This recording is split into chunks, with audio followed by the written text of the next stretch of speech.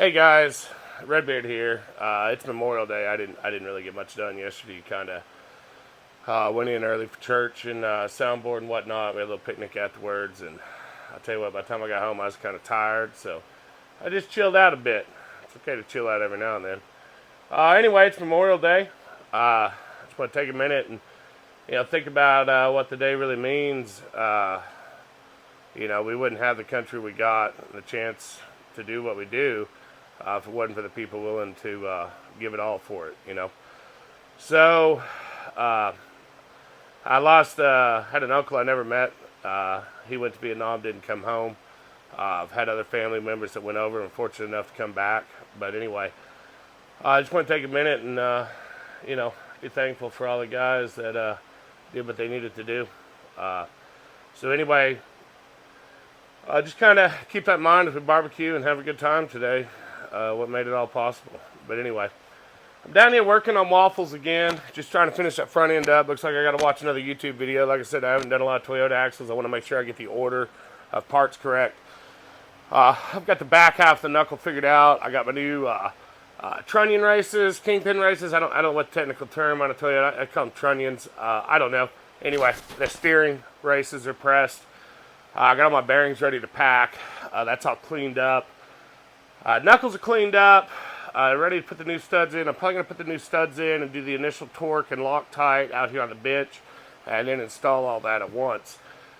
But this is kind of a sticking point here. I knew I had some damage on this passenger side front hub spindle. Sorry. When I took it apart, and I got the driver's side to clean up pretty good. I think this is going to work just fine. I took some 220, I believe it's 220, emery cloth, ripped down some thin strips, and I cleaned it all up. It wasn't quite as bad as this one, but I believe it will clean up as well. I take the grinder in here a little bit. I hate to do that, but I can see where the seal rides, so I should be okay. But looks like a blind groundhog tried to chew this bearing off at some point, so I need to clean that edge up so I don't rip my seal going back together. And then I should be able to get all this cleaned up good enough. Boy, it sure looks like that bearing seized onto this spindle, my spinning. Like the whole bearing bound up is what it looks like. But anyway, we'll get it fixed one way or another, right? So it's kind of where I'm at. It's what I'm working on. We'll see how all that goes, right? But anyway, guys, I'll give you a little update as we go along. But yeah, anyway, catch y'all in a bit. Thank you.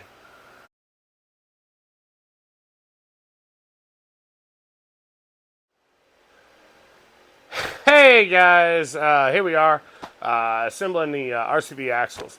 So things are kind of dragging down here. I don't know if you ever have that happen where you look at it, it should just go together, should be done, should be easy. And here I am struggling.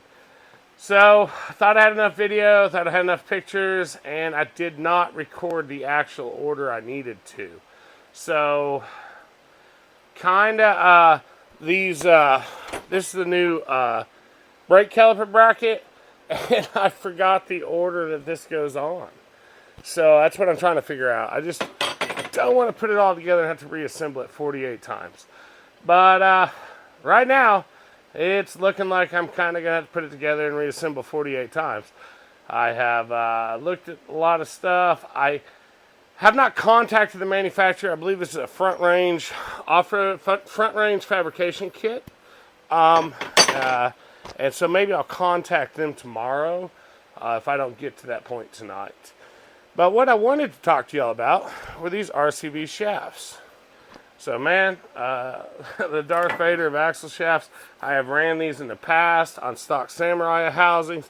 The housings gave out before the shafts were damaged. I actually sold the shafts after the housings were crippled. They take a beating. So anyway, I became a little concerned when I opened the kit and I didn't have any internal C-clips, right, to hold the axle inside the belt. And so it just, there's no C-clip in there. Well, it turns out Every internal C-clip I've ever used was a rounded wire style. I'm sure you're familiar with that if you've done Suzuki axles. And they had these square style. And I mistook it for an outer C-clip. But it turns out you reuse your outer C-clips from the old setup. And this is the internal C-clip. So you've got a square style C-clip. You have to get in that groove and then into the axle. Does not seem like an easy task.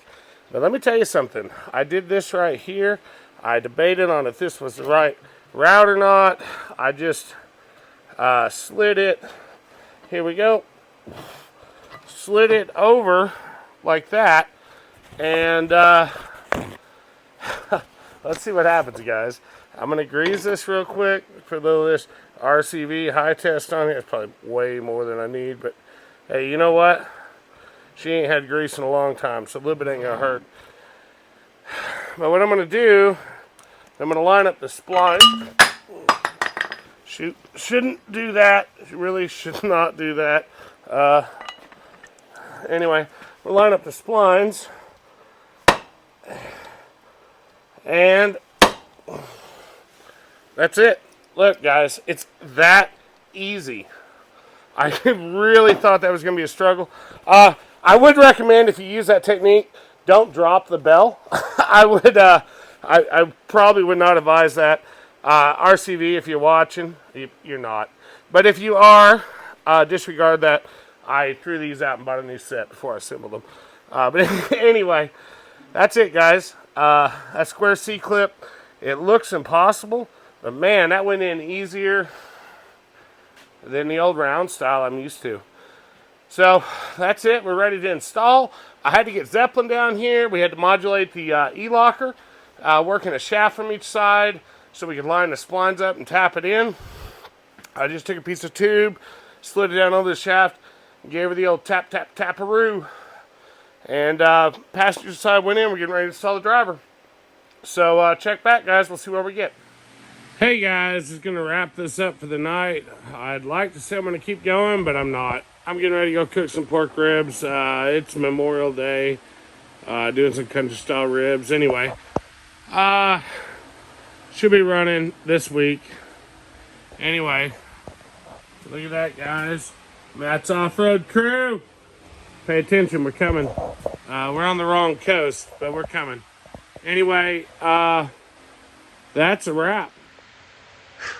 That's it, y'all. Enjoy Memorial Day, and come back, and we'll get waffles up and going. Axles are in. Knuckles are prepped.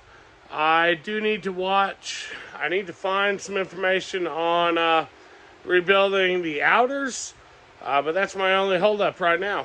So look, guys, I'm going to go cook on the grill. May even have a road pop or two. Anyway, talk to you later. Hey, guys, do you ever wonder what it's like to pull out of the shop in a friggin' beast?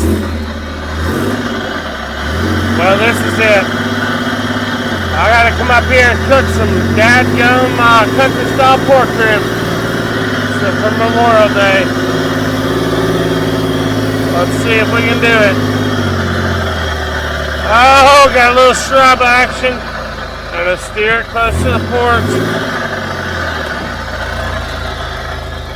There we go.